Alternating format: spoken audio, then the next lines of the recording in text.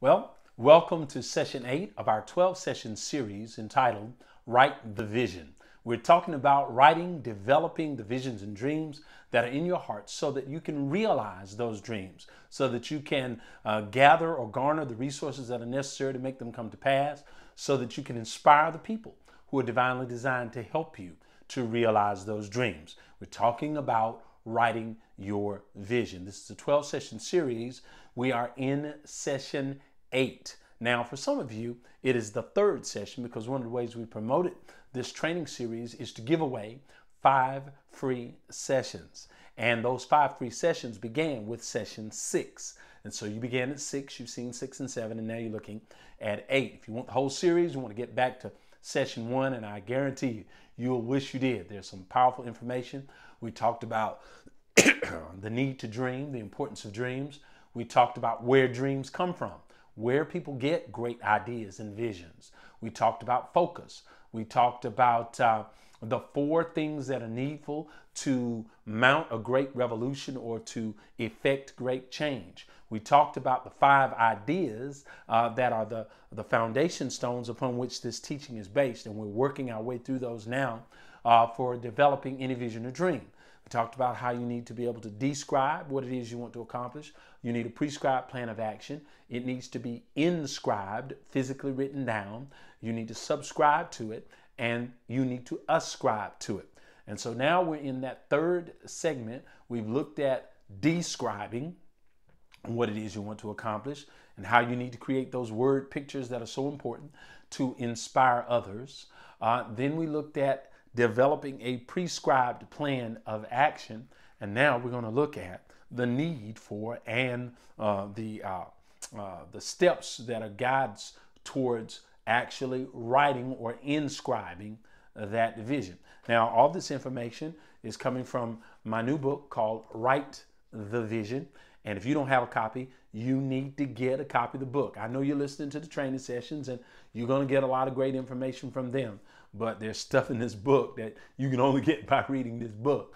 You can get it in paperback print copy from your local bookstore or from Amazon.com. Barnes & Noble, I think, may have it available. You can definitely get it from our website, armoroflight.org. Or if you're an electronic book reader and you got an iBook or an iPad, rather, you can get it in iBooks.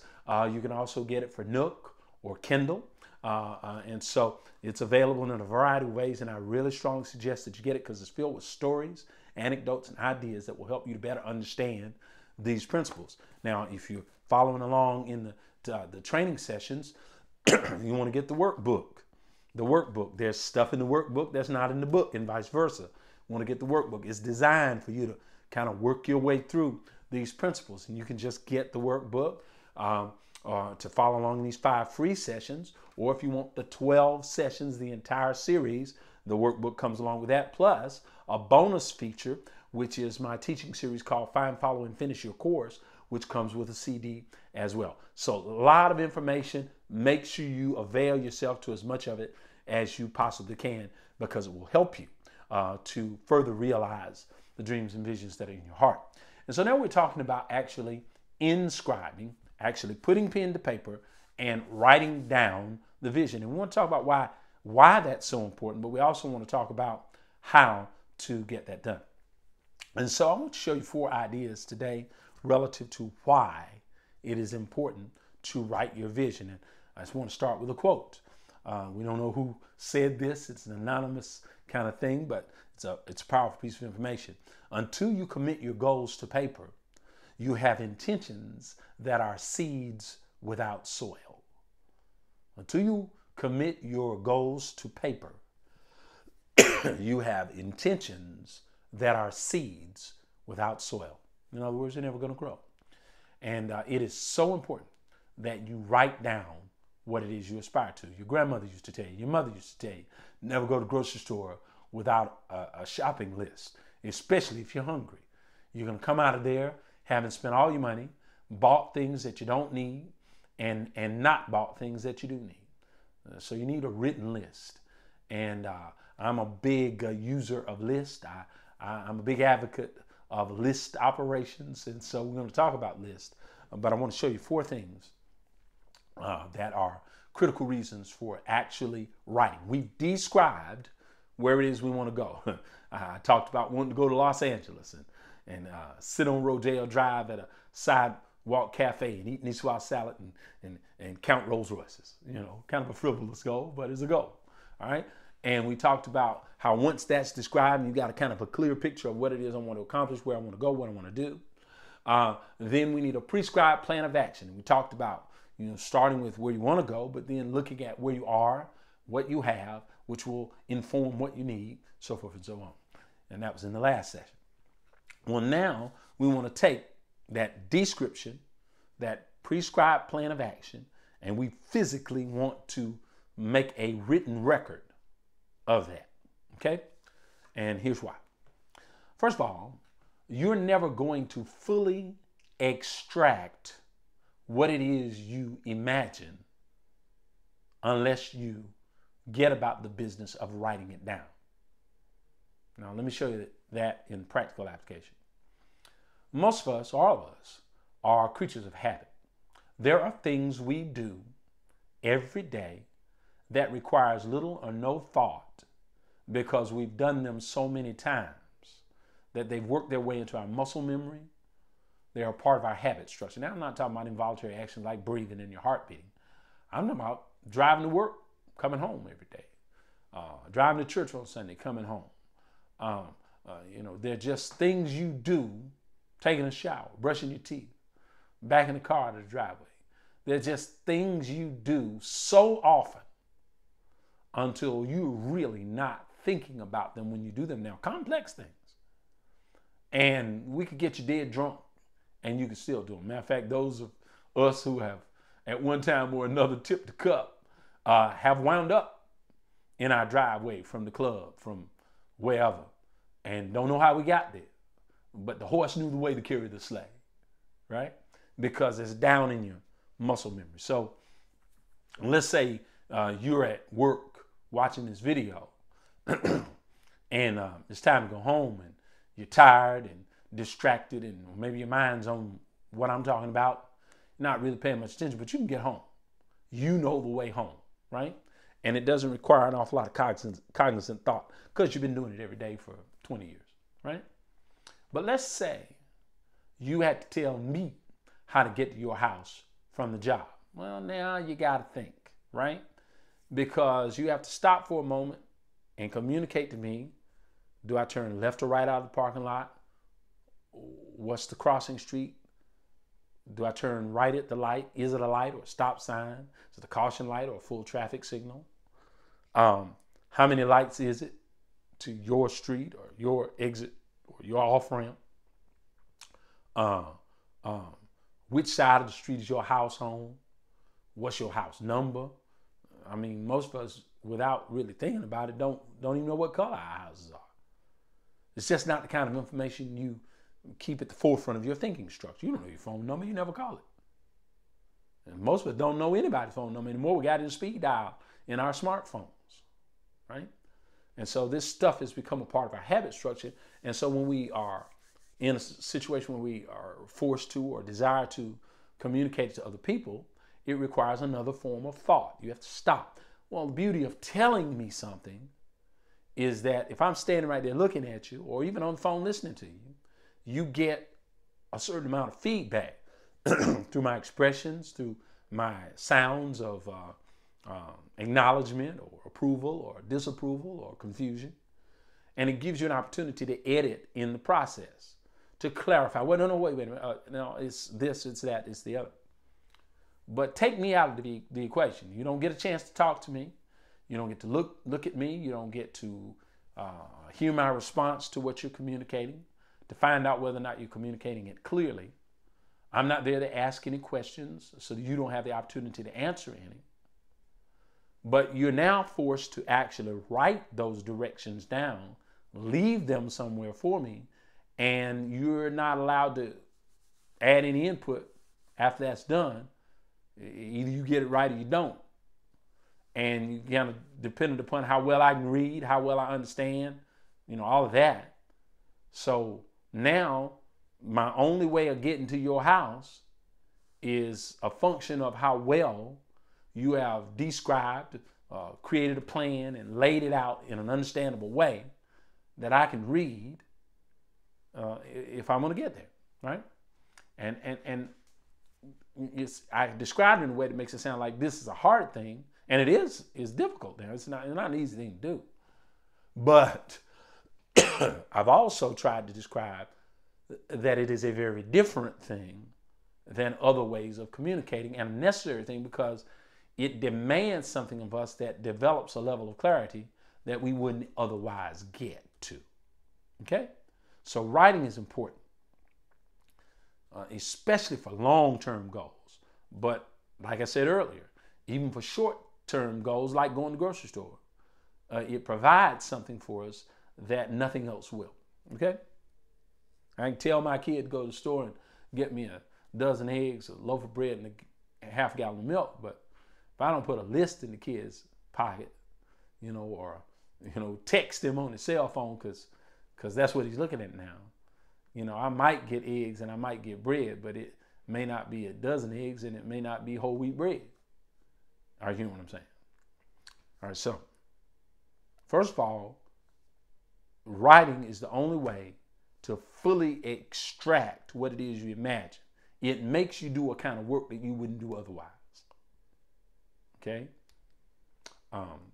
It makes you think about things that you wouldn't normally think about.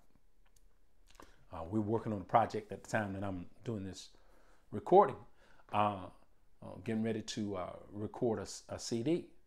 And it's going to require a little more money than we had at our disposal. And so we found a form of funding that a lot of people are using now called Kickstarter. And it's a kind of a social media driven angel fund. And really, it's a high-tech way of asking your friends and associates to sow something into a dream. And you give them rewards in return. And in many cases, you're pre-selling a product, right? But because it's driven primarily through social media, which means people are going to read some information and watch a video, you got to do an extra amount of work at the beginning to clearly describe what it is you want to accomplish in a way that speaks for itself, because you're not going to be around when Zhuangzhou in Beijing is watching your video and reading your liner notes. There is a place where he can write you an email and ask a question, but you kind of don't want to get drawn into that. You want him you want the information to be so clear that he says, yeah, I want a piece of this, and he makes his pledge based on what you've described, right? And the way they've set the program up, they ask the right questions, they draw the right information out of you so that you write a clear description and a clear plan of action, right? And so, number one, it demands of you, writing demands of you an effort that nothing else does, and it is the only way that you actually fully extract what it is you imagine. Okay? Now, having said that, once it's written, the next thing writing does for you is provides a guide and a guardian, right? When I was a young man, I told you I wanted to be a fighter pilot. Well, that never panned out, but in my early 30s, that itch still wasn't scratched. So I found a flying club in my area, and I took flying lessons.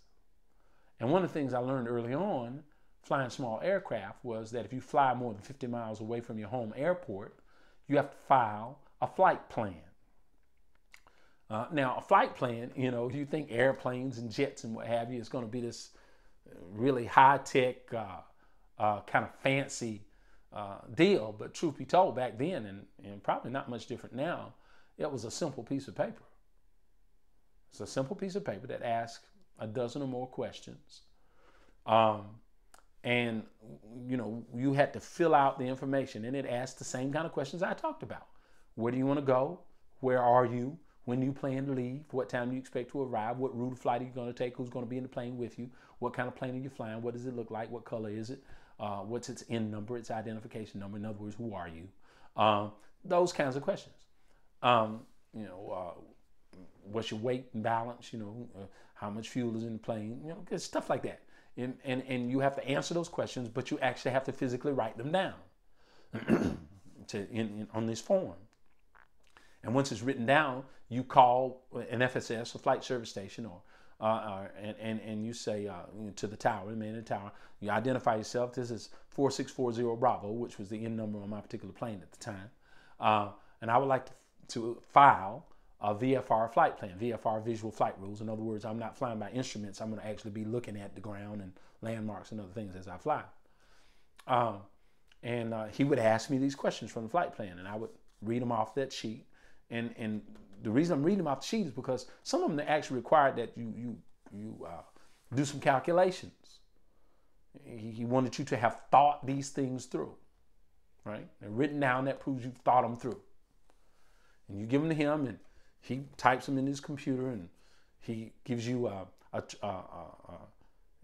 he records that based on your end number. And then when you get in the airplane, which should be more than 10, 15 minutes later, and you take off, once you clear the runway, you call him on the radio in the plane. Identify yourself as 4640 Bravo. I'd like to activate my VFR flight plan. He's got that written record in his computer, and he finds you, and he says, all right, this guy's underway. The clock is ticking. And he gives you a transponder number. You set your transponder, which is kind of a beacon, you know, kind of like GPS now, to that number, and you become a blip on his radar screen. And, you know, he's not paying much attention to you. You know, you got a 2-hour flight. You got other stuff to do. You land in jets and whatnot, telling them how to get in.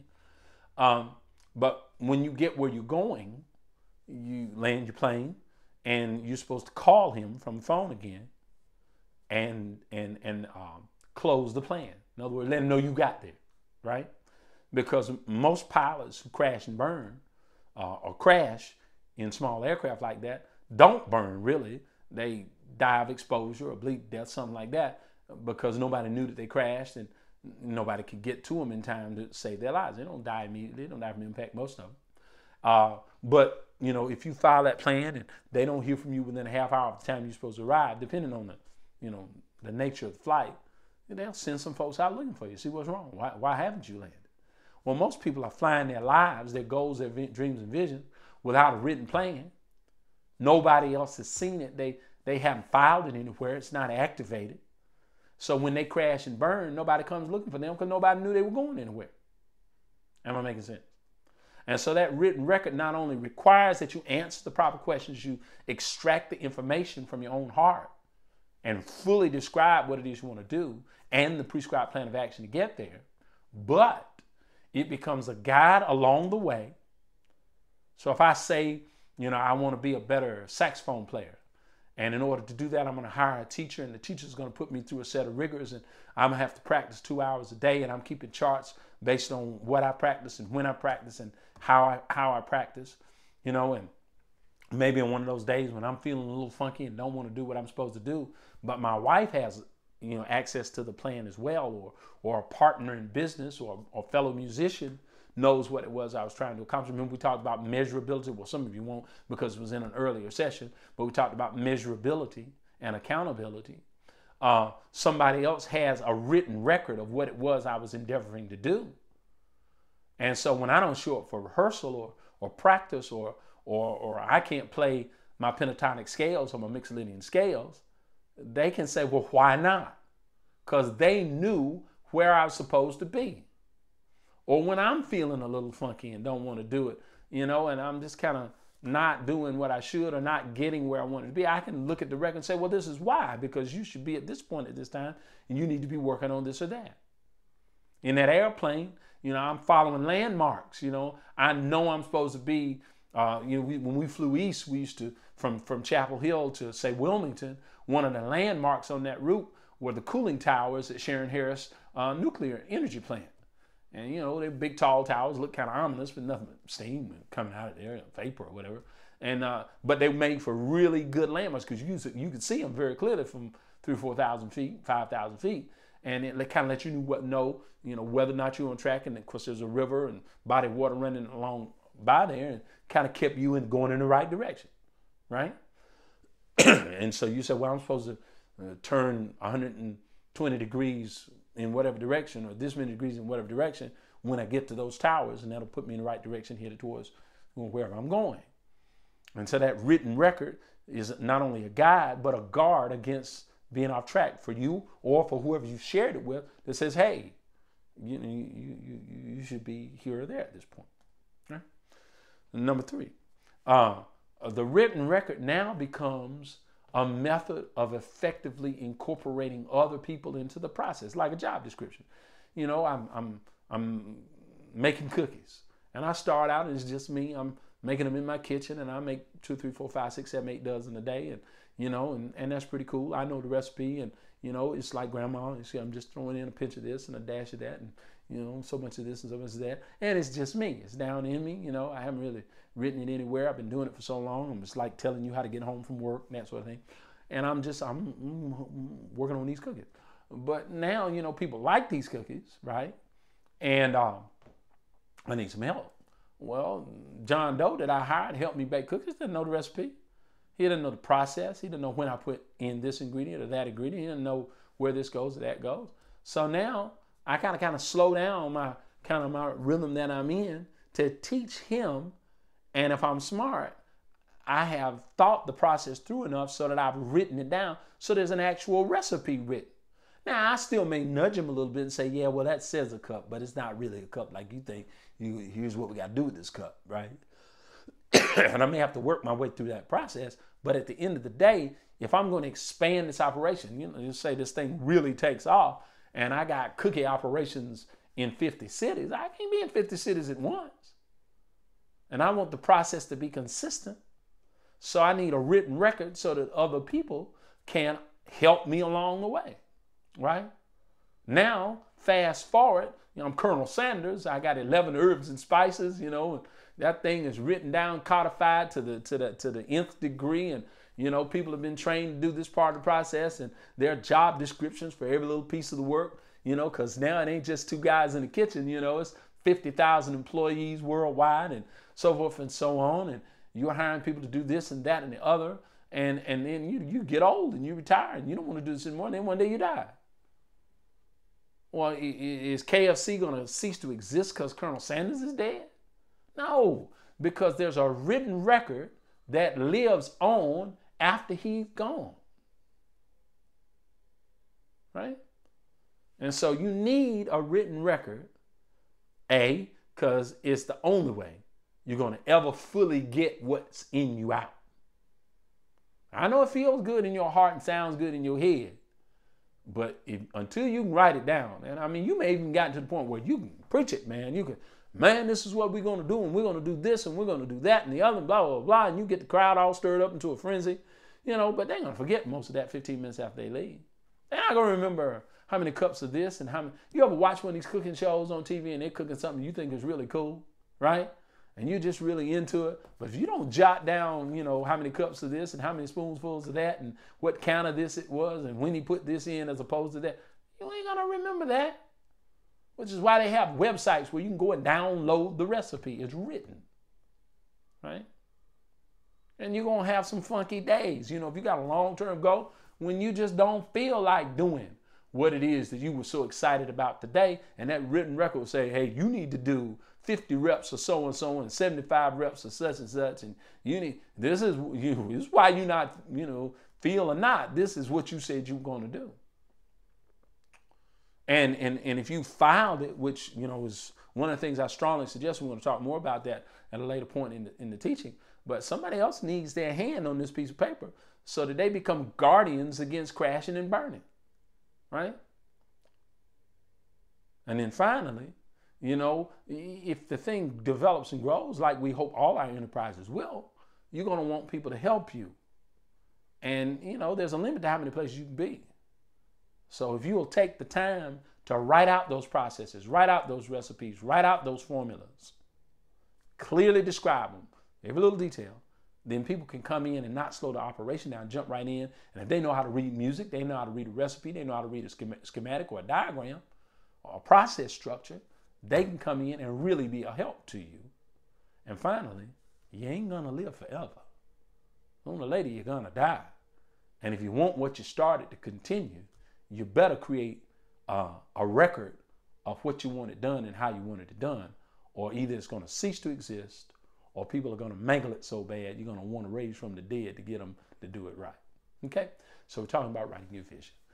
We talked about describing it, writing having a prescribed plan of action, and today we talked about inscribing, making a written record of what it is you want to accomplish. And the next time together, we're going to talk about subscribing to, not just you, but getting others to subscribe to what is written as we follow through on writing your vision.